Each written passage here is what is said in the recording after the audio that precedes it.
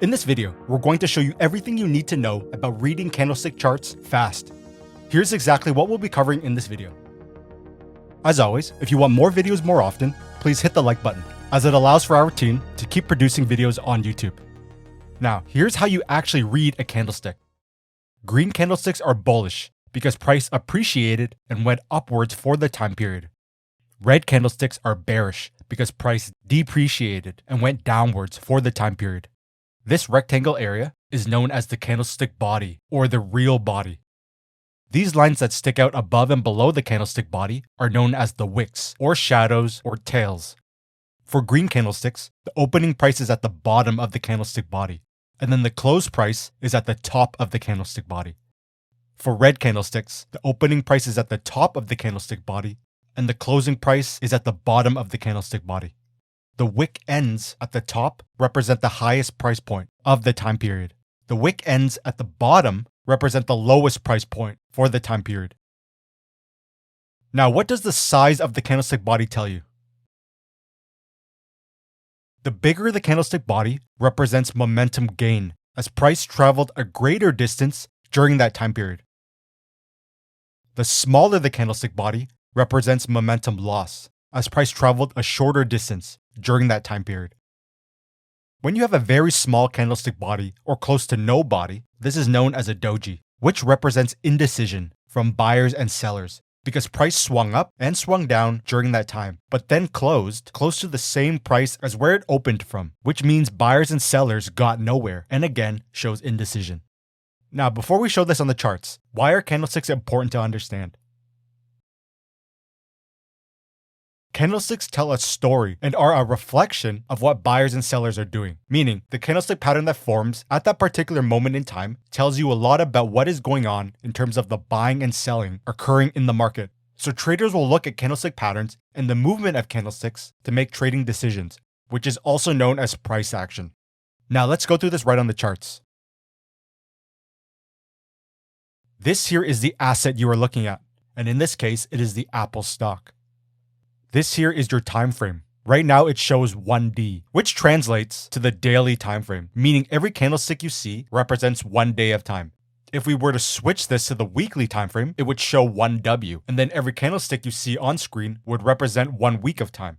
If we were to switch this to the 1 hour time frame, it would show 1H, and then every candlestick on screen would represent 1 hour of time. This bar below tells you the date and time. So if you take your mouse and place it on top of this candle here, you'll see the dotted lines connecting the candle to the scale below, which shows the date as January 3rd.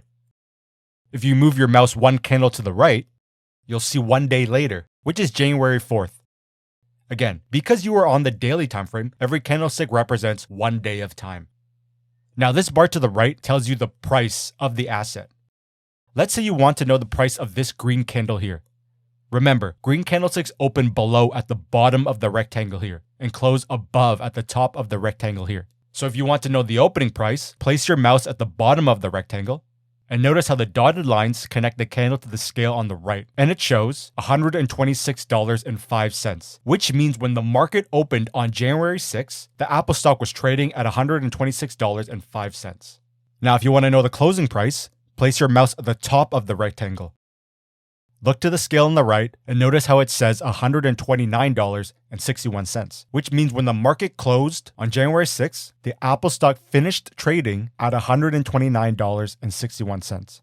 This is why green candles are bullish, because price opened at $126.05 and closed at $129.61, meaning the Apple stock appreciated $3.56 on the trading day of January 6th, which is bullish price action, because buying interest in the stock drove price upwards. Now the wick below is the lowest price that the Apple stock reached that day. Place your mouse at the bottom of the wick, and it shows $124.90 as the day's lowest price. Now the wick above is the highest price that the Apple stock reached that day. Place your mouse at the top of the wick, and it shows $130.30 as the day's highest price. So let's say you want to know the price of this red candle here. Remember, red candlesticks open above at the top of the rectangle here, and closed below at the bottom of the rectangle here. For the opening price of January 3rd, place your mouse at the top of the rectangle and it shows $130.24. For the closing price of January 3rd, place your mouse at the bottom of the rectangle and it shows $125.13. This is why red candlesticks are bearish, because price opened at $130.24 and closed at $125.13, meaning the Apple stock depreciated by $5.11 on January 3rd, which is bearish price action. The wick below is the lowest price that the Apple stock reached that day. Place your mouse at the bottom of the wick and it shows $124.21 as the day's lowest price. The wick above is the highest price that the Apple stock reached that day.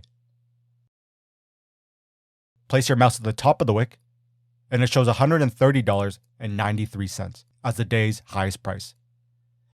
So if you want to use the exact same charting platform we are using right now, go to tools.wisetrade.com.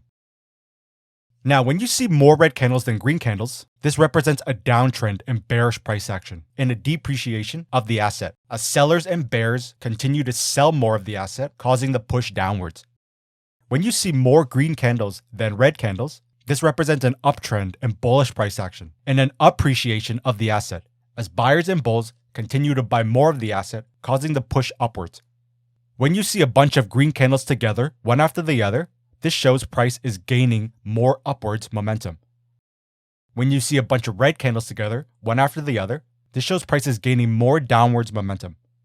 When you see a mix of both red and green candles together and sideways price movement, this shows indecision, consolidation, and a choppy market. So before we continue, we want to hear from you. Tell us in the comments below right now what topics we should cover next, as we always look at the comments to decide on next video topics. Also, please hit the like button, as it allows for our team to continue to produce free YouTube videos. So, how do you identify an uptrend? You have your runs here and your pullbacks here, which means an uptrend makes higher highs and higher lows. From a price action standpoint, a moving uptrend shows bullish momentum and that the buyers are in control, so you lean towards taking long entries to trade with the moving upwards herd momentum. So now, how do you identify a trend change from an uptrend to a downtrend? Type 1. You have your moving uptrend through the higher highs and higher lows before a lower low forms, signaling a trend change from an uptrend to a downtrend. Type 2. You have your moving uptrend through the higher highs and higher lows before you have a lower low form, followed by a lower high pullback before the full trend change breakout and lower low. Type 3. You have your uptrend through the higher highs and higher lows before you have a lower high that forms, signaling a trend change from an uptrend to a downtrend. So, how do you identify a downtrend? You have your runs here and your pullbacks here, which means a downtrend makes lower highs and lower lows. From a price action standpoint, a moving downtrend shows bearish momentum and that the sellers are in control, so you lean towards taking short entries to trade with the moving downwards herd momentum. So now, how do you identify a trend change from a downtrend to an uptrend? Type 1.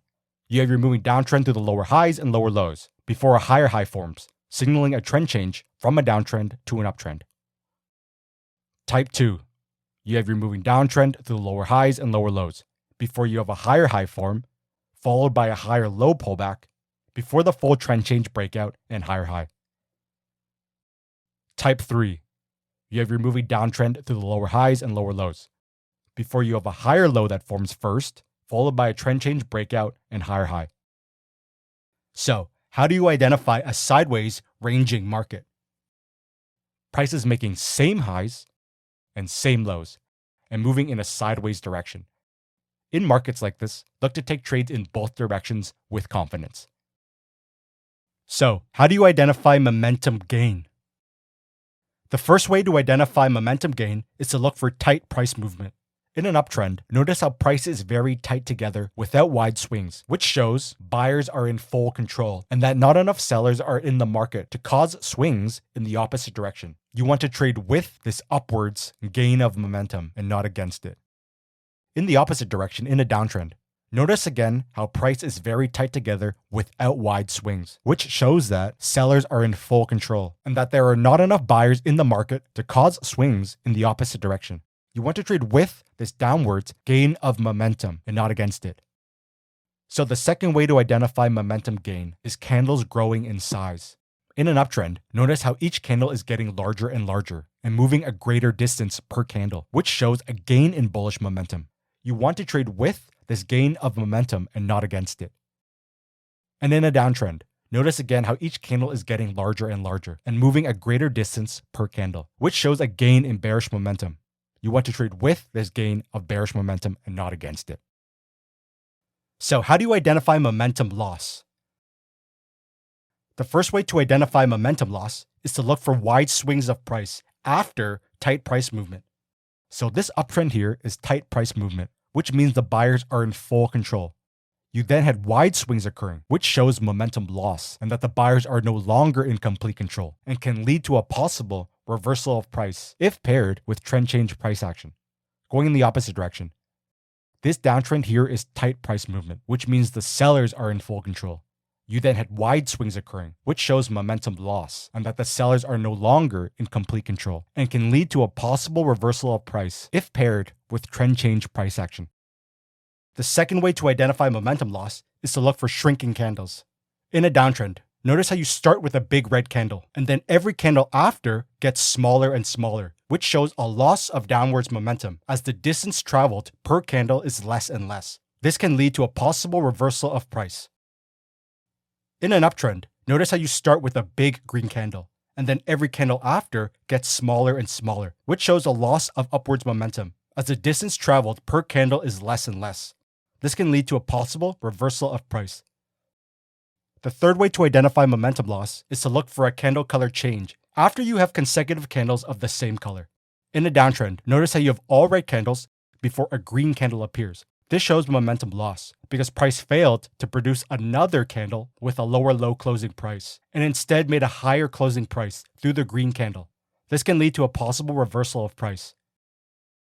In an uptrend, notice how you have all green candles before a red candle appears. This shows momentum loss because price failed to produce another candle with a higher high closing price and instead made a lower closing price through the red candle.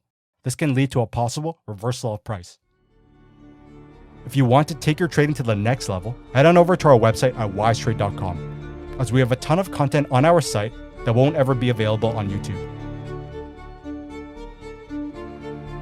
Make sure to hit the like button on this video, as it allows for our team to continue to produce more free videos on YouTube. Also, make sure to follow us on our Instagram account at wisetrade. So thanks for watching, and I'll see you in the next episode.